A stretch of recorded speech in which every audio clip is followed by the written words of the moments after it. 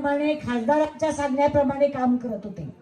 त्याचा परिणाम अकोला महानगरामध्ये असा झाला आहे की अकोला महानगराचा जो काही विकास निधी होता, अकोला महानगराची जी काही कामं होती ती एकतर भाजपला सोयीच्या ठेकेदारांना दिली गेली, त्याच्यातनं पैशाची वसुली झाली, कामं झाली नाही. जी काही थोडीफार कामं चांगली झाली असतील ती फक्त इथल्या भाजपच्या एरियामध्ये झाली, श्रीमंत वसाहतीमध्ये झाली.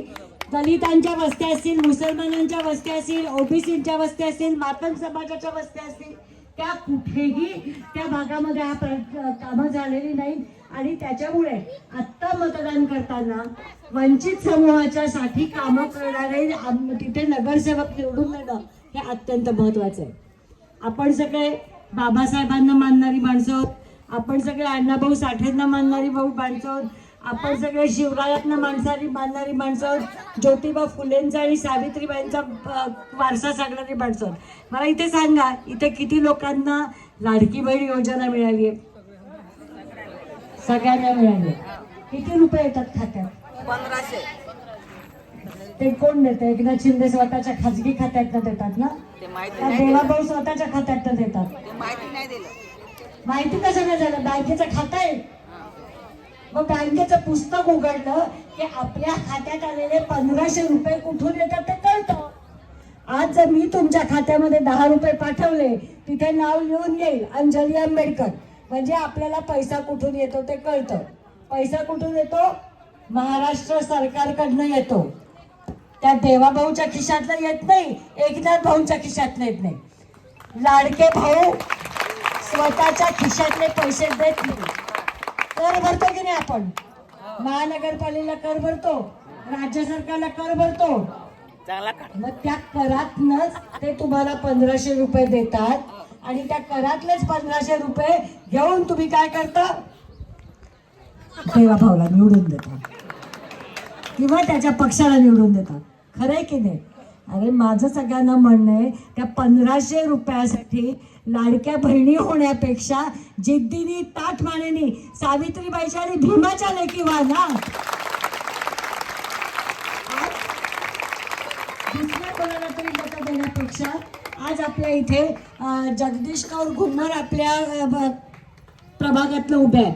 आज तुम्ही त्यांना निवडून दिलं तर दुसऱ्या कोणाच्या तरी पक्षाने बसा करून दुसऱ्या कोणाच्या तरी आमच्या विहारात पेव्हर ब्लॉक टाकून द्या, आमच्या इथे वरती 3 पत्रे टाकून द्या, असं सांगण्यापेक्षा तुम्ही हक्काने घुमरबाईच्या घरी जाऊ शकता. त्यांना सांगू त्या बाई ग तुला निवडून पाठवलंय, आमची कामं कर. आपण काय करतो? शेवटचे 48 तास आपल्याकडे लोक येतात, आपलीच पोरं असतात. हां, ती आपली पोरं काय या नादी लागतात तिकडे मी वळतेच, पण ती आपलीच पोरं असतात. ती बरोबर आपली बेरोजगार पोरं भाजपनी काँग्रेसनी हाताशी भाजपनी पकडलेली असतात. मग ते त्यांना सांगतात तू असं कर, मला 10 बाया प्रचाराला आणून दे, मी दिवसाला 500 रुपये देतो आणि तुला एका बाईमागे 100 रुपये देतो. बेरोजगार पोरं असतात, पैसा बघू देतो, नोकरी मिळत नसते, लागतात कामाला. 10 दिवस तर 10 दिवस काम मिळालं, होतं की नाही असं?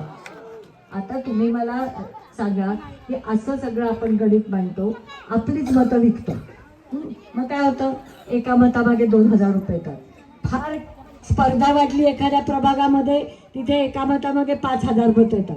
एका घरात आपली 4 तर मतं असतात, 20,000 रुपये मिळाले, आपण लय खुश होऊन जातो त्याच्यामुळे 20,000 रुपये मिळाले.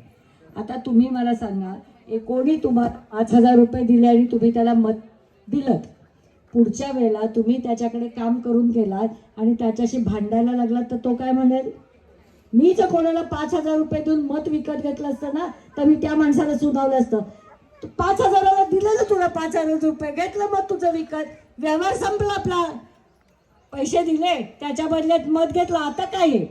पण असं करण्याच्या ऐवजी 5,000ला बाबासाहेबांनी दिलेला आपला मतदानाचा हक्क विकण्याच्या ऐवजी तुम्ही कोणाकडनं एक पैसा न घेता आपल्या उमेदवारांना मत देतात. 5 वर्ष तुम्ही त्यांना चालवू शकता, 5 वर्ष तुम्ही त्यांच्या डोक्यावरती बसू शकता.